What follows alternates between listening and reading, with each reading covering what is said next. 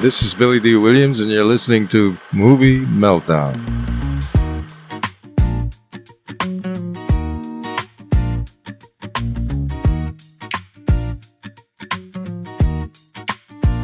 What's up, and welcome to Movie Meltdown's Unsung Cinema. I'm Brian, and in this series, I welcome a guest to discuss their involvement in film, and then we round out the episode talking about a movie that they enjoy that maybe, upon release, didn't get the respect that it deserves.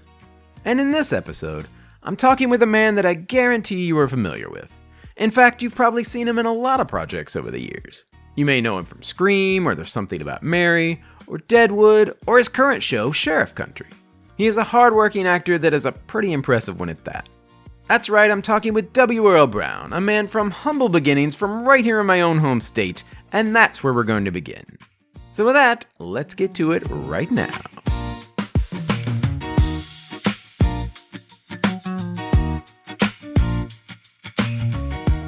So, I usually check in with people early on and see, where they came from and how they got involved in everything. And this one has an extra little tie-in, because we hadn't discussed earlier, but I know more or less where you're from, but I'm also from Kentucky.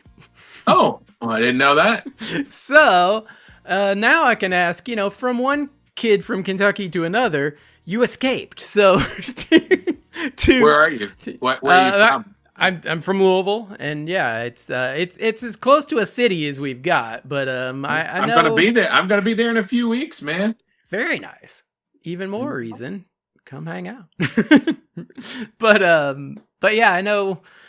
I think you were far from there originally, so I guess I've gone a little ways out into the state. It gets pretty rural. It gets pretty far away from civilization. So I guess how far out into the country were you back in the olden days? Well, I grew up in Callaway County. Nashville's actually the closer city to us. It's 120 miles away. When I say us, my wife is from there also. We're high school sweethearts. Well, she was still in high school. We don't talk about that now. Louisville was about a 3-hour drive from home. Nashville's about a 2-hour drive. So when we go back, which we're actually doing on Friday, we're flying into Nashville, and then I'll be in Louisville. I'm doing Horror Hound in Cincinnati. There's a Scream thing, and I'm a part of that. And I've ordered me a hat, a custom-made hat from Wild Hats there in Louisville. So I'm coming over, and we're going to make my custom hat. So that's the plan. Very stylish. All right. So I guess that early on, were you already? I guess at what point did you realize, like, with most kids, it's probably movies or TV. So early on, what was the first thing that sort of clicked with you? You're like, oh, I think I like this. Well, it's funny that we're having this conversation at this moment, because I didn't even think of it. We're going home Friday, and I've not been back there in quite some time, because I was in Toronto working on a show for 9 months. But Scream 7 is opening. And then the following weekend, my wife and I are going to Vegas. And I thought, man, I got to see the movie. Well, hey, I'll go see it in my childhood movie theater where I went to see movies.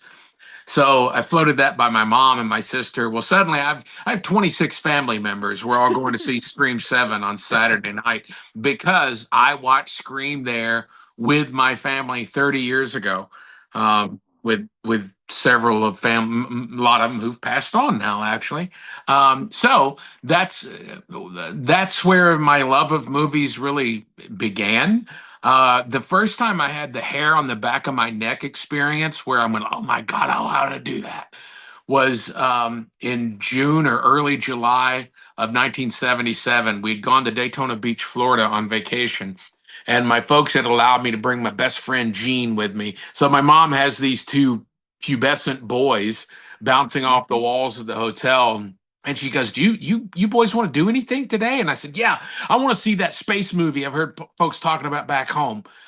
So my mom took me and Gene to the mall in Daytona Beach, Florida, and dropped us off. The movie theater was their part of the mall. And we went to see Star Wars. And I said many a time, I'll never forget that feeling of watching the Imperial Star Destroyer flying over our heads, and the hair on the back of my neck stood up. And it was like that, and the John Williams score, and just this overwhelming feeling. And as I explained to my daughter when she's now 27, but when she was a kid, I said, you don't understand. All these other movies were influenced by this. We'd never seen anything like that. And I just like I remember thinking, oh my God, I would love to be a part of that. And so then the following year, so I was a freshman in high school that year. And when the toys came out, I desperately, because I don't know how old you're, probably much younger than me. No, I have pretty much the same story as the sad Well, thing. well, Kenner, none of the main toy companies would take the contract. Kenner was Yeah. a little unknown company. Well, they couldn't meet demand, so they would send these letters out at Christmas. That your toy it's coming in the mail. We promise. Well, I wanted those toys, but I was in high school, and I'm like, God, I can't. Chicks really wouldn't dig it because nerd culture was not a thing then. Oh no, No. years away from being a thing. So and then I would see little kids playing Star Wars, and I would desperately want to get up and play, but like I'm in high school, I can't do that. So hang on just a second, because I know we're not on video, but you'll get this sound. Oh yeah, that's my Darth Vader. And I got the Luke Skywalker. I got all the fucking toys now. So yeah, and having done Mandalorian and Boba Fett, they scanned me for an action figure, and I signed off on it. And the last section, the Black series that came out, they cut off at David Pasquesi. I'm like, I think I'm right below Pasquesi. So I keep my fingers crossed that eventually we're going to get a Tonti action figure. So I mean, they do seem like they've gotten to so many. Those, like, the most random people from that original trilogy now have multiple action figures. So eventually they have to get to you. Yeah. But yeah, I was definitely going to ask because, knowing that you were into Star Wars as much as you were as a kid to then, full circle become part of the Star Wars universe. Like, how mind-blowing was that? Incredibly so. I love telling this story. My wife works for Disney. She had when our daughter was born, she didn't want to work full time. But I have a skill that my wife lacks. I have a skill to sit on my ass and not accomplish anything for days on end and be perfectly content. Not my wife. That's impressive. Yeah. She volunteered for everything. She was the chair of the Arts for All Council, funding public arts education, and through that, she got to know people at Disney. And when our daughter went away to college, she went to University of Oregon. Carrie had said, she goes, I'm thinking about going back to work full time. She'd still freelanced with the former company she'd worked for, which was a real estate company. But right around that time, she gets a call from Disney HR and said, we're opening a new division of streaming, direct to consumer, and you've been recommended to us. Would you be interested in working for the Walt Disney Company? So 6 weeks later, my wife is working for the Walt Disney Company. So I get into Star Wars, right? My agent calls me, Michael, and he said, what's your feeling on prosthetics? I know you said you hate them, because I played a demon on Angel, and it was not a fun experience. For hours and hours of application. Not just the makeup. It was not a happy set. It was not one of those fun ones. But I said, no, I ain't going through that shit again. No way. Unless somebody's going to pay me 7 figures. Nobody's going to pay me that. He said, well, it's a straight out offer. I'll let him know it's from Disney, some Star Wars thing. I went, whoa. Hang on, whoa. It changes everything. Are you talking about Favreau's Mandalorian? Now, Favreau and I started out as actors at the same time in Chicago. We used to audition for the same beer and truck commercials. So I knew him from back then. And he said, yeah, Jon Favreau is the producer. I went, yes, I want to do it. Yes. Yep. Count me in. I'll take it. Whatever they're offering. However many layers of makeup I have to get in. Let's do this. So season 1 was not out yet when I signed on. They were starting season 2 before season 1 was released. Well, the NDA was 14 pages long, and they were the most super secretive. You did not get a full script. You got the scenes that you were in and only that. If you had action scenes, they would send you a link to an animatic, which was a line drawing animation of the cuts of what the action would be. But that was all that you got. Well, my side said The Child. Well, I knew they'd hired Tim Olyphant to be Cobb Vanth, and Tim and I have a history and we're friends. And Pedro, I'd known for 10 years at that point. We did a pilot together early in his career, and it says The Child. So I'm still thinking like, oh man, okay, this is gonna be so cool. I'm gonna get to play Star Wars with my buddies. This is gonna be awesome. So we go through. They were so secretive. I had to wear a cowl walking between sound stages when we were doing makeup tests because you had never seen a Weequay since Return of the Jedi. So Tonti was the first Weequay. So it's secret. I mean, everybody's got a camera now. You're never Yeah. safe. Oh yeah. So anyway, my first day of filming was Thursday before season 1 is being released on Friday. So I go to work, and it was so secretive. The Teamster Tatooine was actual. Everything else was on the volume, but they actually built Tatooine, and they built my cantina. And it was about a mile or so from the lot. It was in this hidden away. So the driver that took us there had to step out, and then another driver had to step in to actually drive us onto the set, someone with clearance. That's how secretive it was. So I get out, and there's a bantha right in front of me. Like there's a working fucking bantha. And I'm like, oh my Mind God. is blown. So it's just like 2 puppeteers take to operate. Oh my God, this is so cool. So I'm on Tatooine, dude. And so we get into the set, we're in the cantina, and Tim, of course, is in the Boba Fett armor. And he's the deputy of the town. Well, I'm behind the bar. And he and I did the show Deadwood on HBO, which is my favorite thing ever. It was this very eloquent Shakespearean, vulgar, violent Western. So Tim comes walking up. He comes walking over to me, and I'm behind the bar, and I go, "You ought to pin that fucking badge on your chest. You just hypocrite enough to wear it, you fucking cocksucker," which is a line that I delivered to him in season 2 of Deadwood. Tim throws some Deadwood line back at me, and Favreau starts laughing. He goes, "Oh my God, I've recreated Deadwood in space." I said, "Can we throw some fucks and cocksuckers into the dialogue?" He goes, "No, I don't think George would sign off on that." So we're having a big laugh.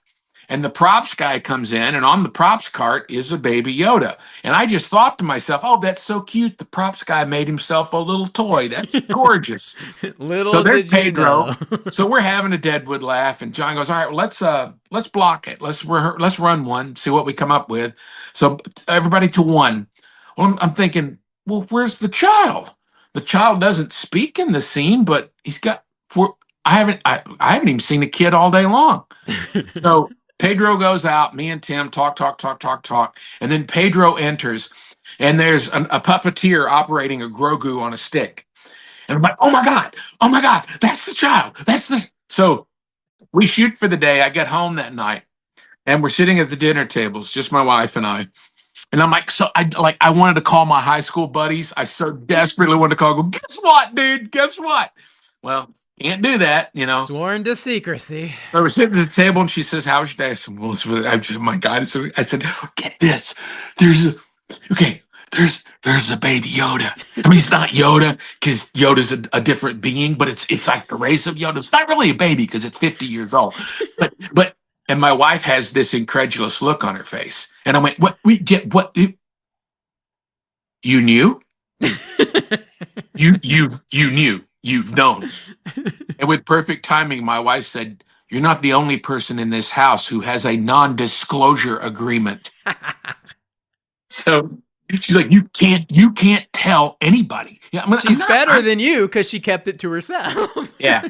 I didn't tell anybody. The only thing, when they sent me my crew shirt, it had of course, by Friday, the next day, like it's premiered. And by Monday, Grogu is ubiquitous. It's everywhere. But they had kept everything quiet. It was only on a need-to-know basis.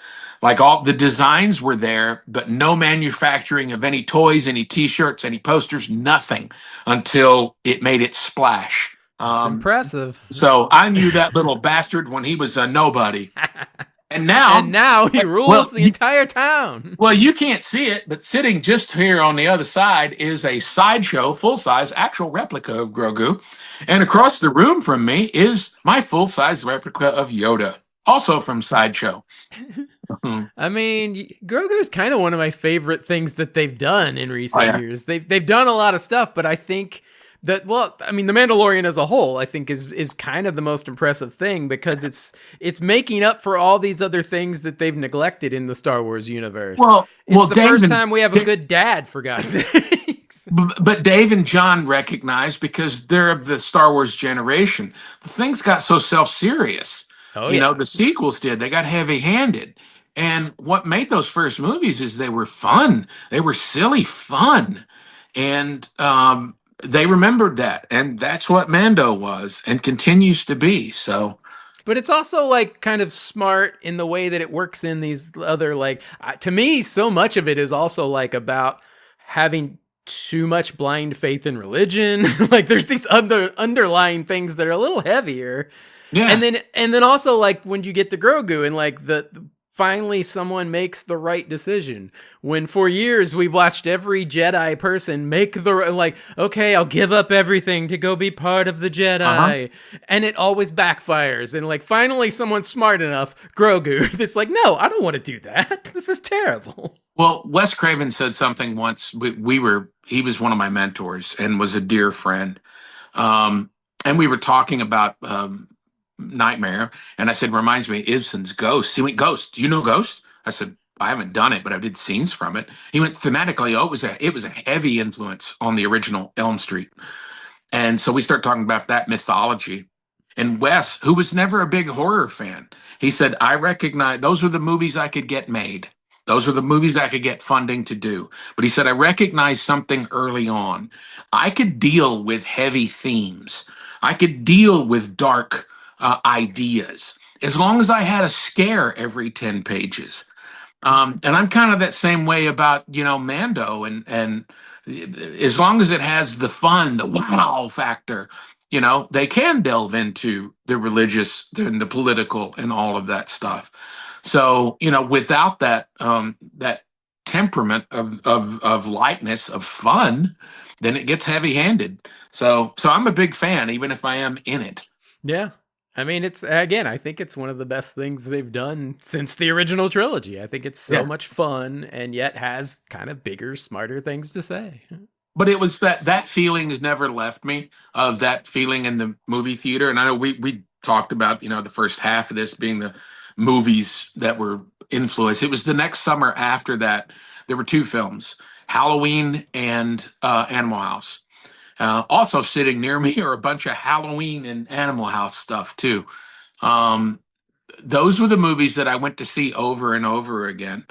And because back in my day, we didn't have your fancy VHS tapes that you kids today have, your Betamax and whatnot. We had to go to the movie theater. So I did. And those movies were the ones that were just like, I will never forget the feeling. And I've talked to Nick Castle about this.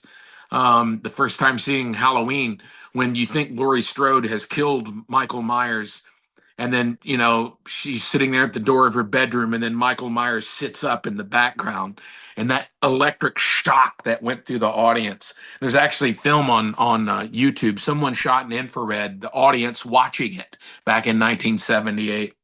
And, that's another feeling that never left me. That communal experience of movies. That's why what I mentioned earlier about taking my family, the owner of it's an independent theater. It's local there in Murray, and it's been in the family for decades. But he gave me the option. He goes, we have a smaller theater. I could give it just to your family could have it. And I said, no, I want to see it with all 300 people in that auditorium, because of that communal experience, because of that energy that's within the room. As long as you don't have some asshole sitting next to you on his damn phone, or something like that. I prefer seeing movies with an audience, because it elevates the entire experience, the energy that's created. So those were my movies. Those were the ones of this rural kid in Kentucky who had no fucking idea of what he wanted to do with his life except get away. I wanted to see the world. I mean, I knew people that they never left. They never went beyond the county line. And there was so much I wanted to see and do and experience, and I mean, you really get down to it. I'm doing the exact same shit that I did when I was 5 years old. I play cops and robbers and cowboys and Indians. I just get paid for it. So, as my wife said, talking about that, she goes, "You're a perpetual 14-year-old." More like 12. But yeah. I mean, Halloween was such an influential movie for you in general, but Mhm. I mean, you already kind of led in with the West thing. So I mean, to me, it's kind of that same dynamic of kind of coming full circle. It's like you were so influenced by Halloween, but then what Halloween was to those late 70s movies, I feel like Scream was to the mid 90s. So it totally like reinvigorated a whole horror industry. Oh, absolutely. I have one of those uh, old man experiences when we were shooting Preacher. Um, Seth Rogen and Evan Goldberg, those two guys, they met in bar mitzvah class at 12 years old. And they were both these Jewish nerdy kids who were so into comic books and monsters. And Preacher had just published the first flat, and that's what they bonded over. And a lot of the frames of our show came right out of that comic book because of their love of it. And shooting that with them was like, that joy. Like, imagine your best friend when you were 13 years old that you get to make big movies, you get to paint on a big canvas. And it was that kind of feeling with them. And I told them the story of my movies, the three that made me want to be in movies. And I said that, Animal House, Star Wars, Animal House, Halloween. And Evan goes, "Oh yeah, man, Scream and There's Something About Mary were like that for us." That's That's crazy. that was the first time I felt old. Like, hell, that's been 8 years ago. First time I'm like, oh my God, I'm the old man on the set. Uh, But at least influential. uh, oh, I would go to, like, when I worked with James, I was in a movie with James Earl Jones. I didn't have scenes with him. It was called Excessive Force. Everything its title implies it being. Excessive Force, shot in Chicago, 1992. And I went on the days he was there, just to hang out with him and talk to him and like ask him about Matewan, one of my favorite movies, and of course Star Wars. But so yeah, suddenly that dawning realization that I've, most of my heroes, or a lot of them, are gone, and and now I'm 62 years old, and Scream is 30 years old. It's a Like, we had classic now. we had no idea, as when we were shooting it. You just we didn't know that we were capturing lightning in a bottle, but we did. We were, and here we are, 30 years later, and it's still a thing.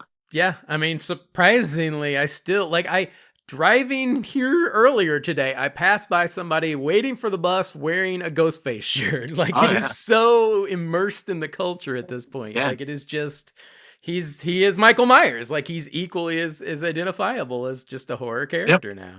There's a lot of Ghostface stuff in this room I'm sitting in also. Hmm. So I mean that movie again, you said you didn't really know at the time. I mean, what was the shoot itself? Because that whole second half, like the party scene, is in you're sort of an instrumental part of that party scene. I guess Yeah. spoilers, but for a 30-year-old movie, but I mean, how was that whole shoot there? Well, and where the real drama happened that we weren't aware of. Miramax, it was their first. They had started the Dimension label. This was the Weinstein brothers, and Bob Weinstein, Harvey's younger brother, was going to start making genre films instead of arty films. And Scary Movie was the script name. And so they had bought it on spec from Kevin Williamson, a budding young screenwriter. Well, they wanted Wes, and Wes turned him down. Wes was trying to get out of horror. And I had done Wes Craven's New Nightmare. That was the first movie I did with him. And it was the first like meta horror film.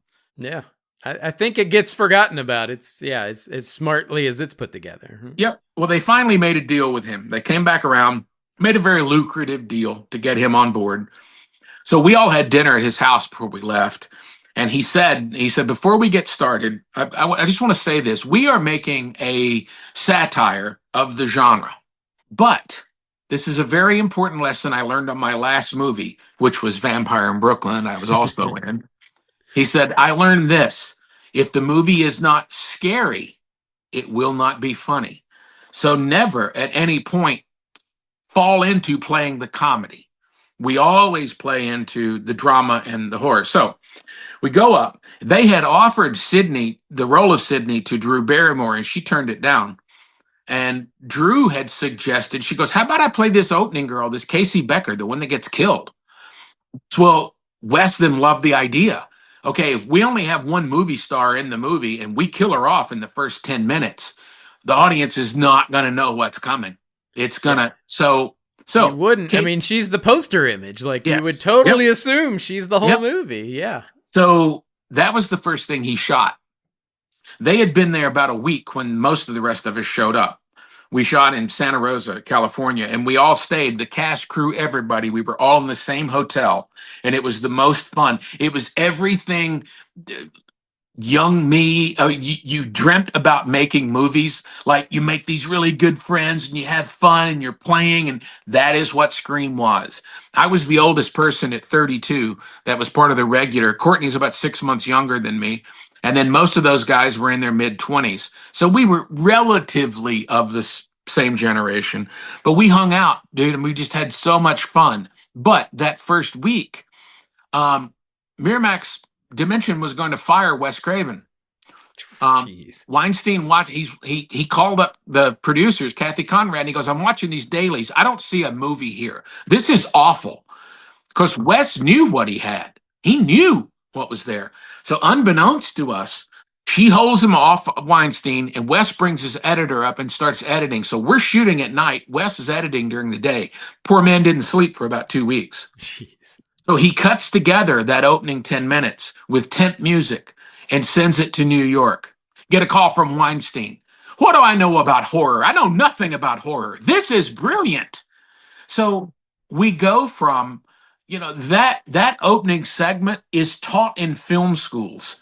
Oh, yeah. Like, film students study that, how it's framed, how it's edited, how he uses the music to build this ever increasing sense of tension that leads to, the opening of the film. So you go from Wes is going to be fired over it to it's something that 30 years later still has an impact.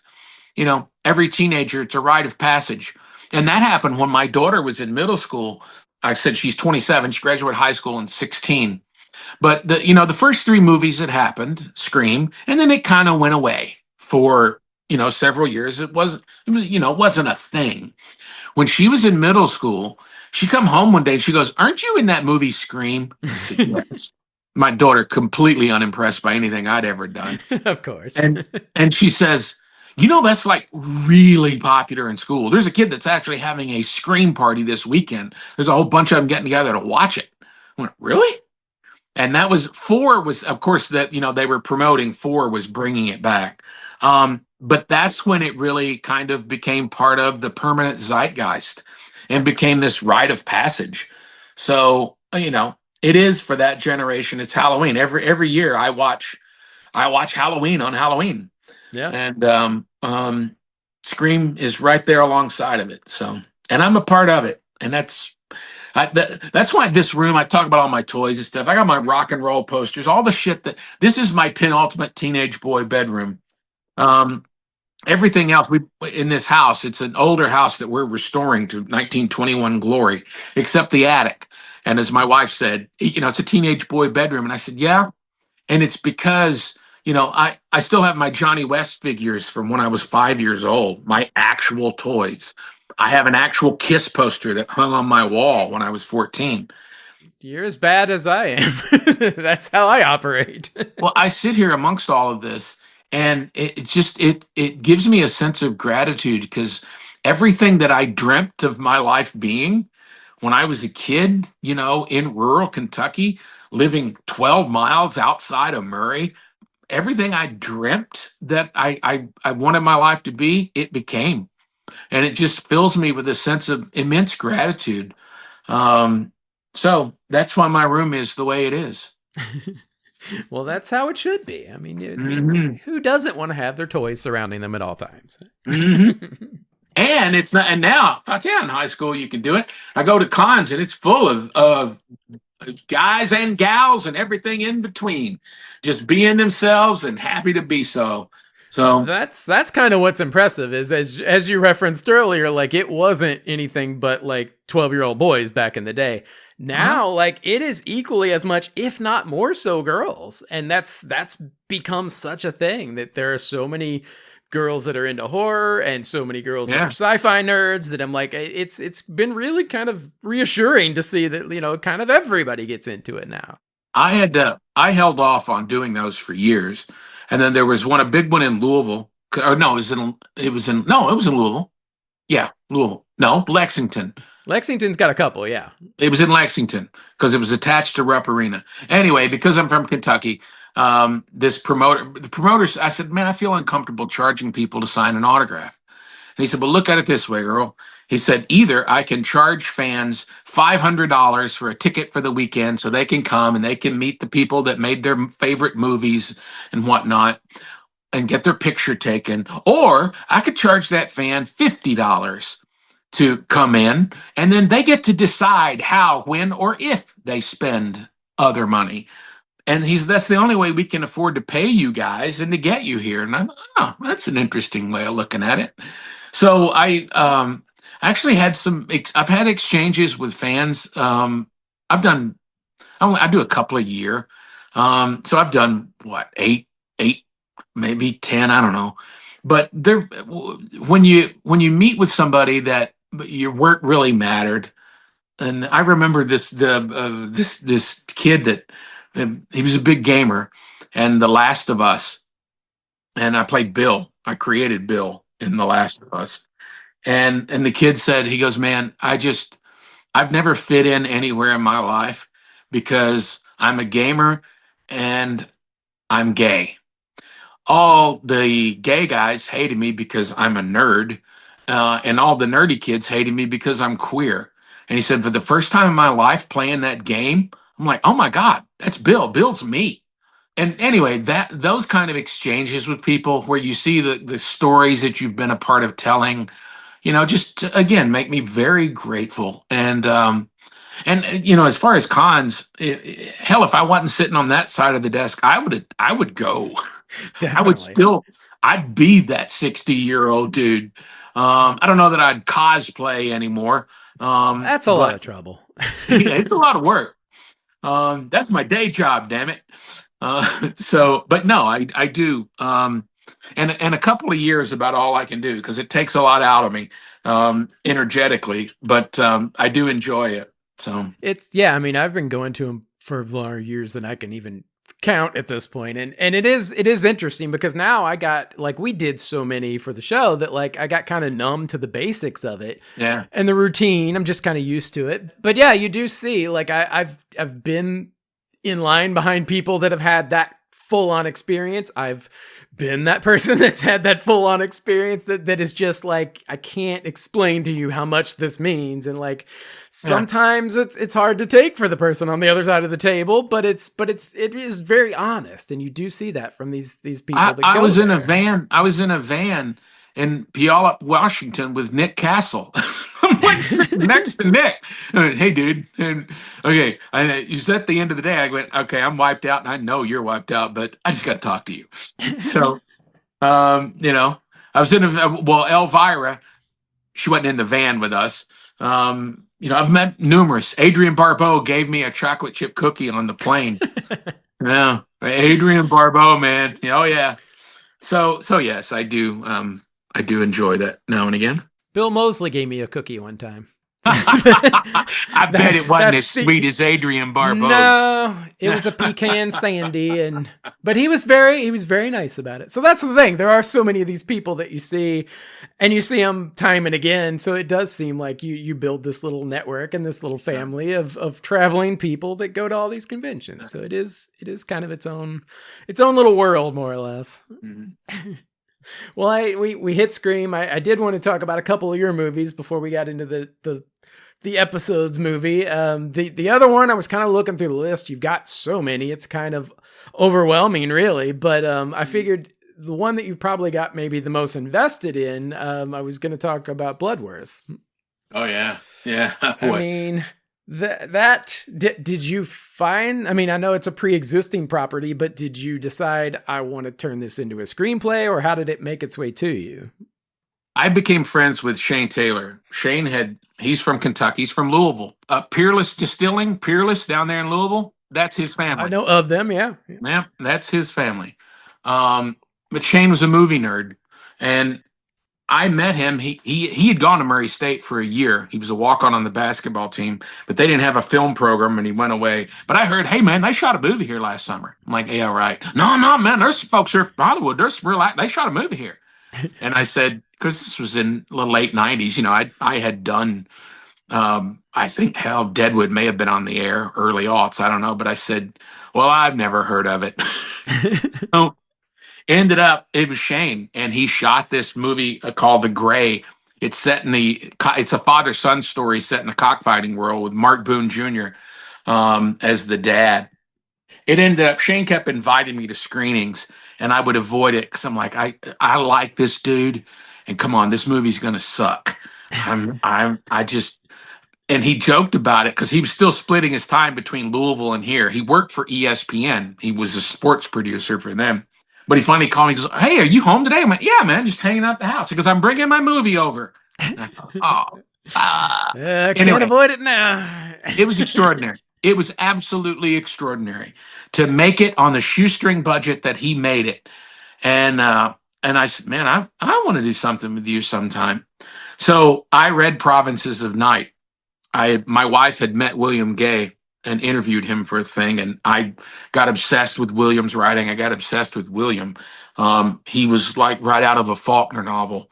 The man, if you talk to him, he talked about like this. Talked real slow. He had a real thick Tennessee. He's from Hohenwald, and really thought. And then you would look at the language of his use of language in writing. Like, how does this man have that command? It's like Billy Joe Shaver as a songwriter. Yeah. Anyway, William, I read Provinces, and I'm like, oh my God, this is my Holden Caulfield. Because I remember reading, I didn't really realize at the time Catcher in the Rye was a satire. He was making fun of Holden Caulfield. But I read it as like an 18-year-old, and like it's life-changing, my Holden Caulfield. I remember thinking, Holden Caulfield's just a fucking asshole. Yeah, I feel like as kids, they make you read it in high school, and like nobody gets it. Like you are that asshole at that point. Just so dick. It's only later you realize, oh, okay. Well, I read Provinces of Night, and I'm like, oh, Fleming Bloodworth. That's my Holden Caulfield. This kid that longed to be a writer, to be an artist, and he was stuck. My family was not stuck in poverty. We were definitely a working class family, but we got to go to Florida on vacation because of my industrious, hardworking mother. But anyway, Shane Taylor. I sent him the book, and he was flying somewhere for ESPN. And he called me when he landed, and he went, is the rights to this book available? And I went, well, let's find out. So we called. We didn't have any money. So we're trying to get the rights, and the agent's, not giving us the time of day. And I think we come up with like $5,000, for the rights, something like that. And William, because my wife had interviewed him, I had his phone number. And William was a huge music nut. And we were trying to get Kris Kristofferson to play the lead. But I was in Nashville. I was hanging out with Steve Earle, and we're talking about this. I'm trying to make this movie. I said, actually, would you be willing to talk? So I called William, and I said, hey, man, I know to trust us. I said, here's somebody I worked with. I did a play of his first play. We're good friends, and he'll vouch for me. I don't know if you know Steve Earle. Steve Earle? I said, yeah, he's right here. Well, hell yeah. So it was that. Your foot in the door. It was Steve's vote of confidence that William called his agent and go, take that kid's deal. So, it took us, we had the money in pre-production. We had money. We were in pre-production. Within a 12-hour span of time in 1986, Deadwood got canceled, and we lost our money. So it took us 3 years to get it put back together, but it was truly a labor of love. And we raised $5 million. We got Kris Kristofferson. I got to spend a lot of one-on-one time with Kris. We became close friends. And I wouldn't trade that for anything. The producing side of the movie, it kicked my ass. I love the creative side, the creative producing side. Like, okay, we can't afford this location. We can't because we gotta, okay, well, I have to creatively solve. How can I take that scene from that location? Maybe I can come. That part of it I liked. The money part of it, I did not like. That's a whole different thing. Yeah. Yeah, but we got our little movie made, and we sold it to Sony. We never made back all the money. We overspent. I mean, looking back now, because Shane, he's made a bunch of. It's kind of become his thing. He does these $2 million action movies, and we talk about where we could have cut corners and saved money on Bloodworth. But yeah, it was an absolute labor of love that I adapted the screenplay. I produced it with Shane. We ran out of money, so one of my songs is the closing credit song. The second one is one. I went, well, I know where we can get one more song because get you a deal on it. I have the publishing. So anyway, yeah, it was a true labor of love. That's an amazing cast, though. I mean, Kris Kristofferson, Dwight Yoakam, Val Kilmer, Barry Corbin, for God's sake. Yeah. Still hear from Barry every now and again. And I stayed in touch with Kris. I hosted a big tribute to Kris. I hosted two of them, actually. Hosted one in Nashville at the big arena in his birthday in 2016. And then the Outlaw Country Cruise. His memory had gone at that point. And he only performed twice more after that. He performed on the cruise, and then we did a tribute on the cruise that we sang his songs. So anyway, yeah, getting to befriend so many of my heroes. I'm a big music nut, and there's posters on my wall of people whose posters I had on my wall as a kid, and I'm friends with them. Like there's ZZ Top. I was friends with Dust, and I'm good friends with Billy. And so yeah, it's this career has afforded me a lot of wonderful things in my life. Yeah, I mean, I was going to say how Kris was to shoot with, because yeah, I saw it probably right after that. I think it was around that same time they did a showing at the Kentucky Theater, and they were doing, I think it was Pat and Billy the Kid, and they were doing a showing of it and brought him in. It was sort of like a fundraiser, and they brought him in, but he really didn't even he didn't do Q&A. It was just sort of an introduction, and I think his wife was super protective at that point. Lisa, the dementia was really starting to set in. He was having problems remembering his lines when we were doing the movie. Yeah, and he talked like 8 years before or more. Yeah, he talked about it. And then there was a progression of the dementia, and he had stopped doing movies because not only couldn't he couldn't remember like his blocking, and they did one Western with I think Trace Adkins was in it that Kris was in, and like on set he couldn't remember his blocking, so that was the end of the movies. And then his songs, because the music stays with dementia patients. Yeah. The longest, so he sang as long as he could, but yeah, yep. He still pulls it off though, because he's a badass in the movie, and like he's like pushing 80, and I still feel like he would kick your ass. Well, he said after the movie came out, he goes, I think I've been involved with 3 great films in my career. I think the 3 best was the Pat Garrett. When that was the Western one that the Peckinpah did. Yeah. And it's great. He said Pat Garrett, Lone Star, and Bloodworth. Those are my favorites. And I'm like, oh fuck, that's pretty high cotton. Yeah, that's an impressive lineup there, man. I just bought the Criterion 4K version of Lone Star. Yeah. I haven't watched it yet. It's been a while. I need to revisit it because it's so impressive. Oh, it's so well written. It's so good. And the fact that John Sayles, can't even get a movie made, that's fucking criminal. Well, again, somebody who, once again, came from like just schlocky B movies, and like he's got that in him. He's like, no, I'm a writer. Like, I can do this. Like, you just wait. Like, and yeah. He took money from doing a rewrite on Piranha and used to make the Secaucus 7. So yeah. He's put out some great stuff over the years. I don't know him. I've met him once in passing. He was one of those filmmakers I really wanted to work with. But yeah, I heard now he just writes.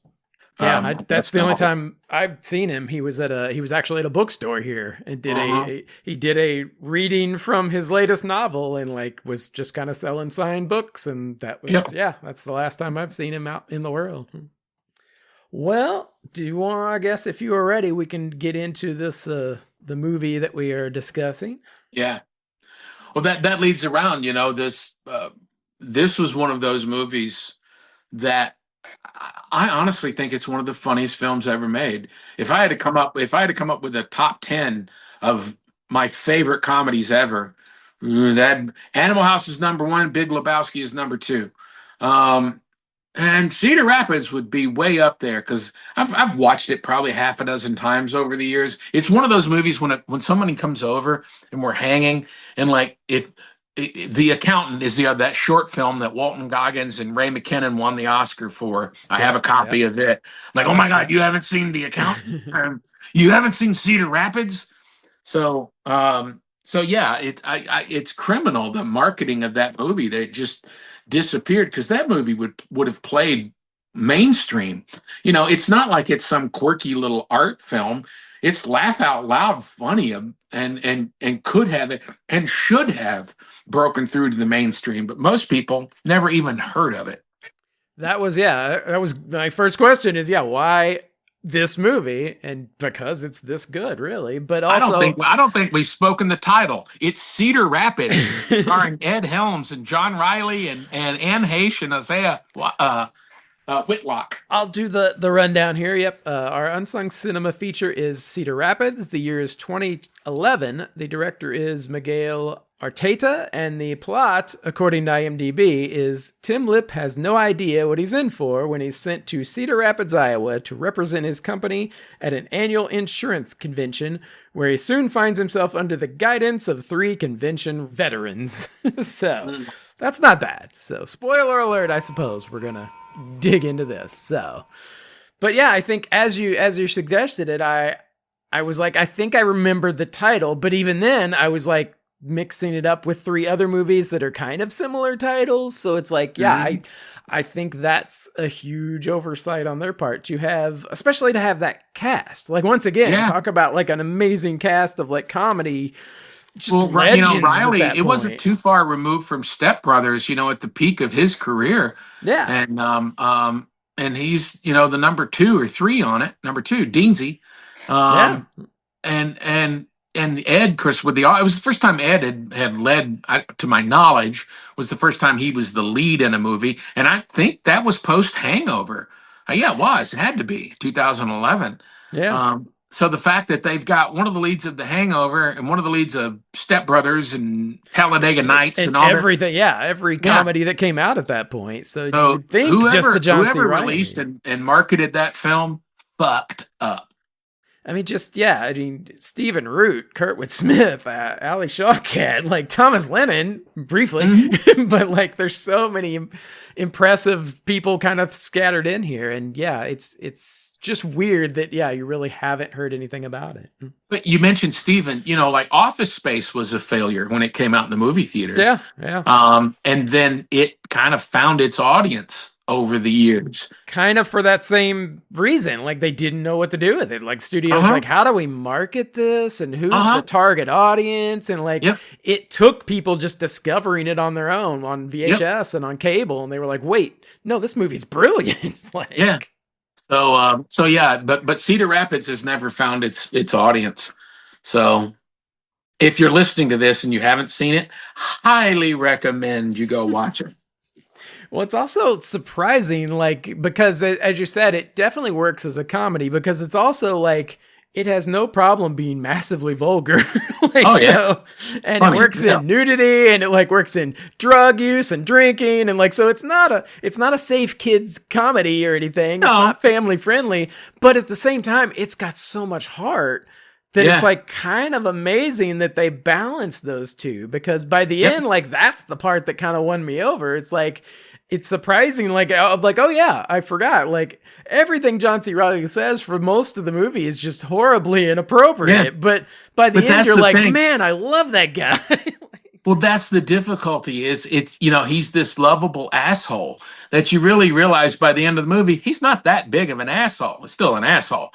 Um, but that's really hard to pull off, and you pull off the heart of it, you know. And I didn't know Isaiah. I just, I've known his work over the years. Isaiah Whitlock, who just passed away. He's maybe the best character. Like his delivery is just so amazing. Like he's just so funny. Him and Anne. I did a reading once with Anne, so I knew her in passing. But both those guys have passed away. Yeah. So watch the movie in memoriam, but still definitely. Have a laugh. Yeah. But yeah, it's surprising how much by the end of it, like we get through and you see this little core group again, this little like makeshift family for a weekend.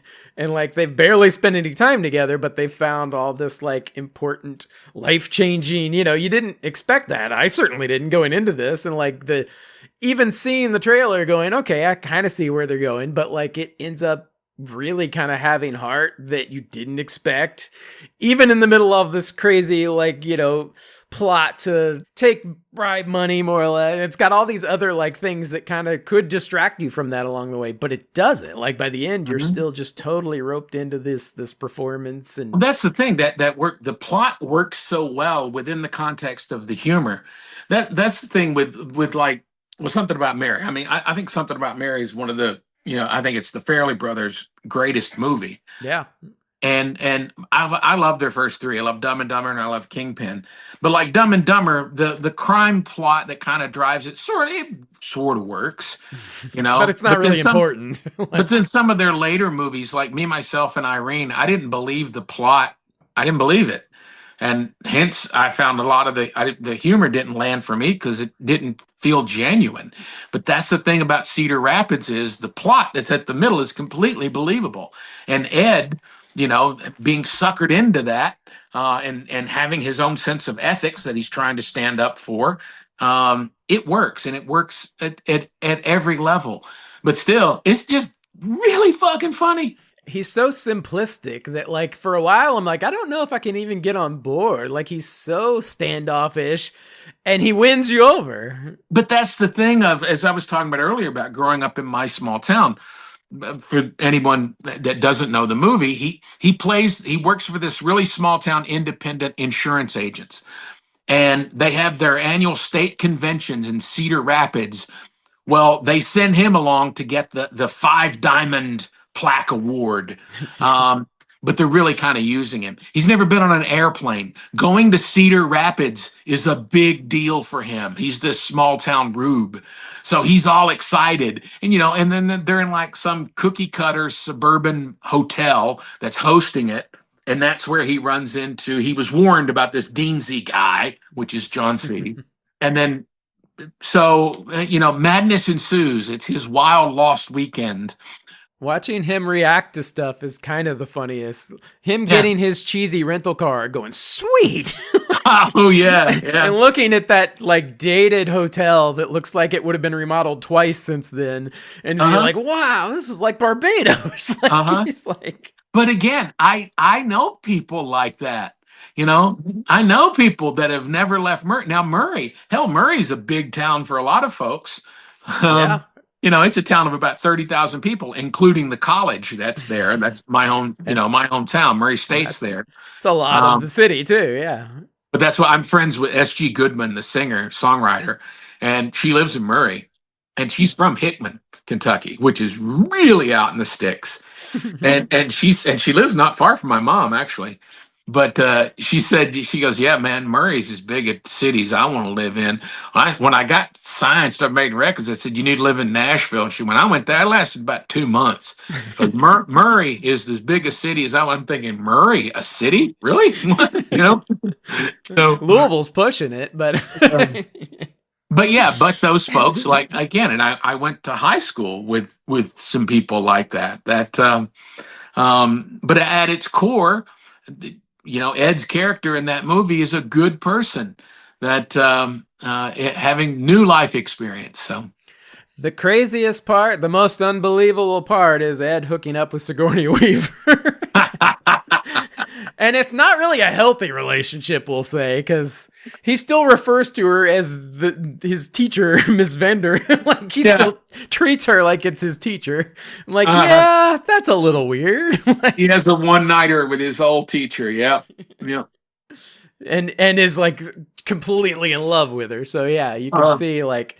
And then before the weekend is over, he's told Allie that he loves her, and he immediately falls in love with any woman that comes along. Which, but yeah, it's surprisingly well put together. And then I went back and looked at the director Miguel. Like, I also saw his first movie in the theater. I remember going to see Star Maps and did not realize that was him. But I remember that being really well put together. It's an indie movie, but like it definitely was kind of smartly written, and you don't really see the budget at that much. It's he kind of knew his limitations and knew how to work it. And yeah, I think Cedar Rapids wasn't that his second film? Wasn't it like the momentum of Star Maps got him the money to do Cedar? No, I was looking at the list. He did other stuff. He's I think indie wise, Chuck and Buck kind of got a good amount of push. I remember that at the time. People talked about that for indie movies. That's him. Yeah, with Mike White. Yeah.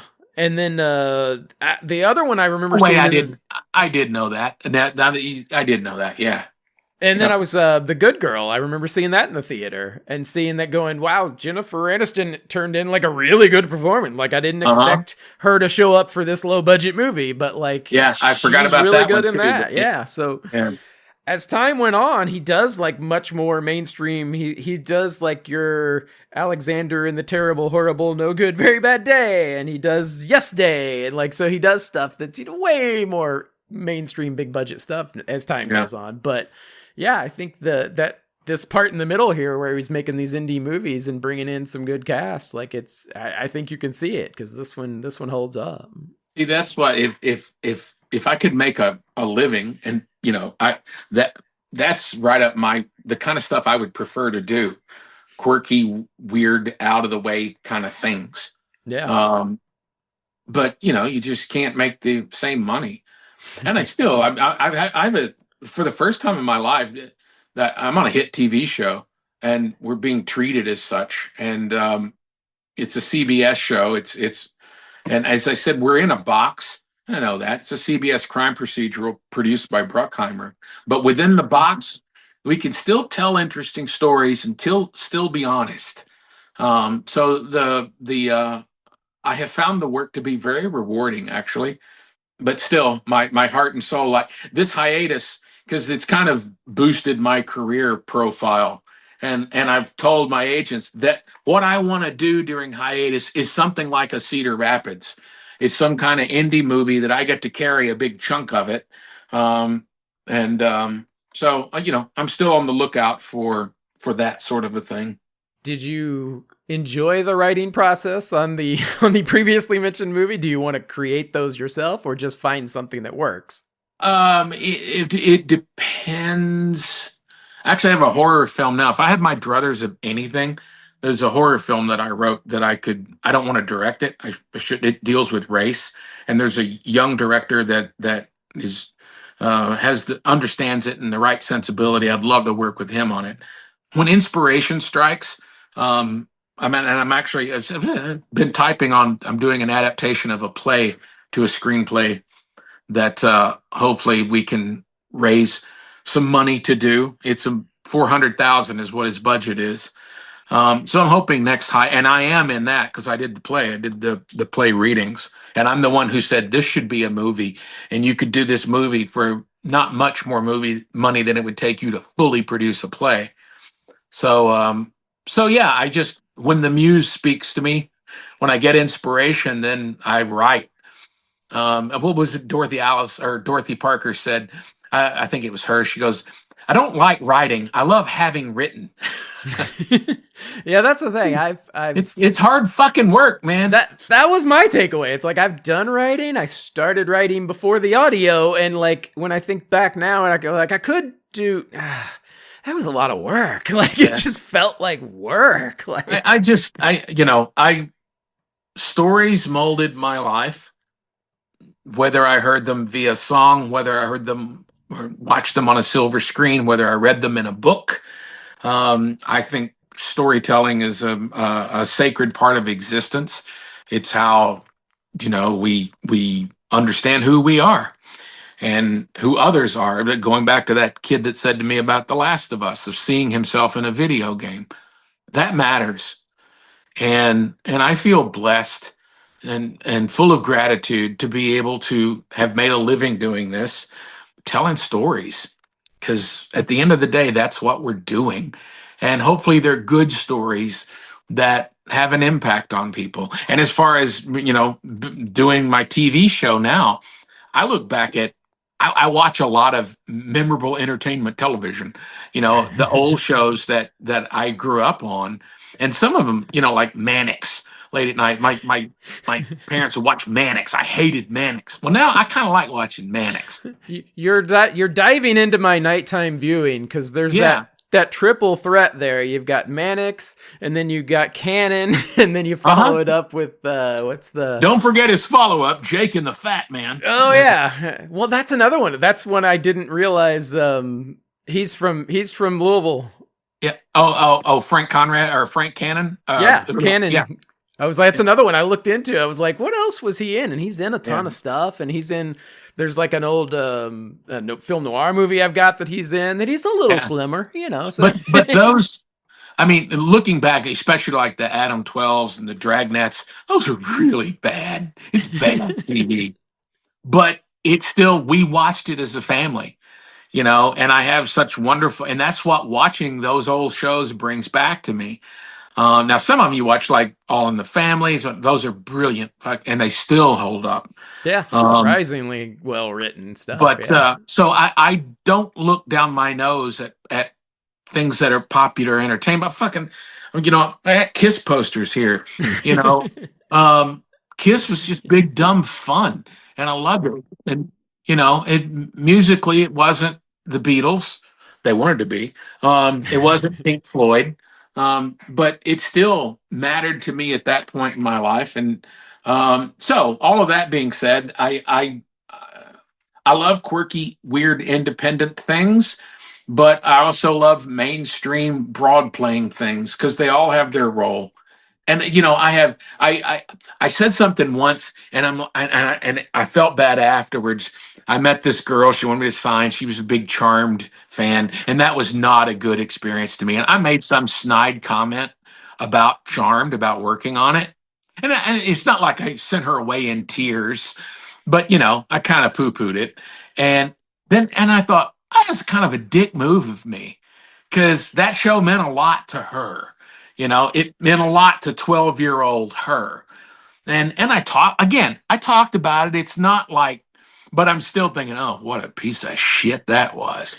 But just because it wasn't to my taste or my liking, and the experience was when they were all at each other's throats. It wasn't the most fun. It wasn't just you. I feel like a lot of people on that show had some issues. They were, and Shannon, bless her, she was a very, let's just say, a very unhappy person. So, but anyway, that fan experience, and that was at a con. That I checked myself. I'm like, don't be a dick, dude. This, I'm speaking to myself. That show mattered to that fan. So don't look down your nose at it. And so I learned a lesson from that. And if there is occasionally, there's something will come along and I'm like, nah, I don't like this. I don't want to be a part of this. And I'll say no. But if I say yes, then I'm committed. I remember, I've worked with actors when early in my career, and I'll name him because he's just, I love the novel The Firm, and they were going to be shooting in Memphis, and I was doing Rookie of the Year with Gary Busey. Busey, exactly what his public persona. He's still putting out videos. My friend keeps sending him over, going, "Look what he's doing now!" Like he just makes crazy videos now. He was never mean to me personally. When he got into Chicago, he met some musician friends of mine. He would go jam with them at the China Club. I'm like, oh, my buddy Earl. So Earl was cool because musician guys. But he was really kind of a dick to other people on the movie, and he didn't want to be there and made it obvious on Rookie of the Year. But as the movie ended, it's like our last day, and he said, somebody said you're a big fan of that the firm. Oh, he asked me, he said, come to my trailer, and he'd talk to you about something. So I'm going, okay. So go ahead. He said, hey, big. I said, yeah, man, I love that book. I've read it twice. And he said, yeah, I'm going to do the movie. I'm actually going from here down. I said, yeah, I know. Man, I tried everything to get an audition. He goes, yeah, what's the book about? Oh, God. I went, huh? He goes, look, I haven't read it. I went, you haven't read the book? You haven't read the script? I haven't read either of them. What's the story? Wow. I'm like, you haven't even bothered to read the script, and you're going next week to start work on it? And I vowed, like, I'm not going to be that guy. I'm not going to be, I've taken jobs because I needed the paycheck. But I'm like, if you hire me, you deserve the best of my attention, and the best that I can do with the job that you task me with. So I'm going to give it 100%. I don't care if I'm playing, in park league softball or major league baseball. So those are what I picked up of, like, well, I don't want to be like that. So I'm not going to be like that. Yeah, just at least be professional about it and, Yeah. do what you're there to do. But yeah, you can also kind of go above and beyond that when it's stuff that you're really invested in. Yeah. I've only really encountered a few actors that were like that like they were above the material, and like, so fuck them. That's the best advice, really. Well, I'm glad you brought up your current show, because that was kind of how I was going to let people, send them off with.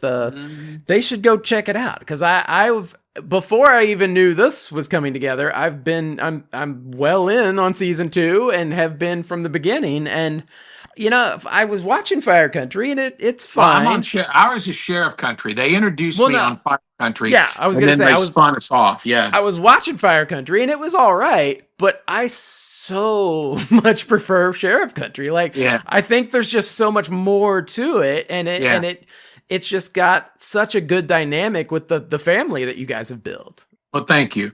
And it's difficult, I will say, in their favor, it's difficult because, okay, with a crime show, there's crime everywhere, all the time, every day, small town, big city, everywhere. In Fire Country, they got to have a fire every show. The thing. That's what, after a while, became so crazy, is like, I almost start blaming the guys. I'm like, everywhere you guys go, something's on fire. Yeah. Stop. So the premise alone paints them in a storytelling corner. It really does. But yeah, I like that you guys don't have that. You kind of just tell your story. And I genuinely, everybody in that cast are good people, and they're great actors.